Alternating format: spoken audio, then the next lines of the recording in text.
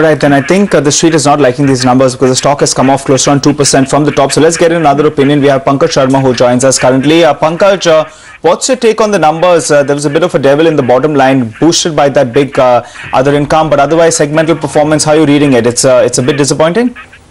Yeah, it is disappointing and more than what they have done in second quarter in terms of top line and bottom line, which has been boosted by exceptional. I think the order inflow number is also not looking good because if you look at what they have guided for is almost a 15% kind of order inflow growth in this year, and I think it is going to be very, very difficult to reach that kind of number. So either there is a possibility of reducing that guidance or missing that. So I think that's not good. You know, Nigel, one point, okay, the heavy engineering division has done very poorly this span of time.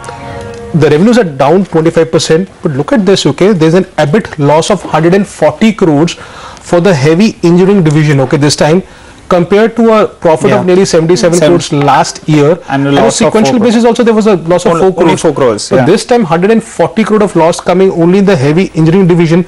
I don't think this is a good sign at all. You know, apart from, I can't see any growth coming in. Infra has seen a growth in terms of revenues.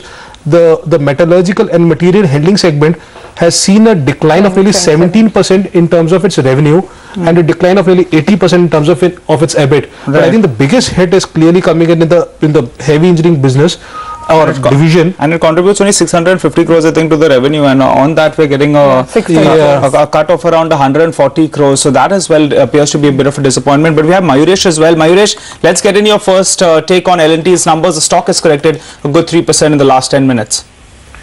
So yes, I think a tad bit disappointing when it probably comes on the operational front. And again, I think in terms of the consolidated order book, I think it will be difficult for L&T if they run at this run rate over the next few quarters to give or maintain its guidance of 15% that they had started the year off with.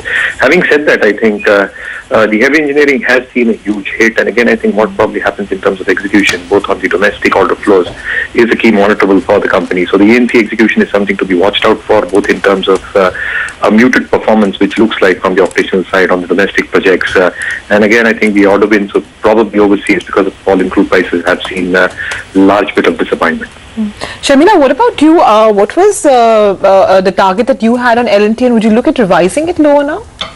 See, a lot of, in terms of stock price, it really hasn't done anything much. So perhaps in terms of that, I wouldn't expect a very big fall in L&T. But I think the concerns, I mean, as they've been voiced by everybody, I think also the key thing that you need to understand from the management or from the numbers going ahead is at what price point are they closing orders in terms of, the larger infra orders in comparison with their cost. Because I think clearly that operating leverage pressure is seen very clearly in these numbers. And I think an even bigger takeaway is that if this is considered BHEL and L&T would be really considered the largest companies within that space in the Indian context, and if these are the kind of numbers that especially on the operating leverage side that they are reporting, then it clearly shows what kind of pain that entire sector is going through, and that there really doesn't seem to be too much sort of positive to take away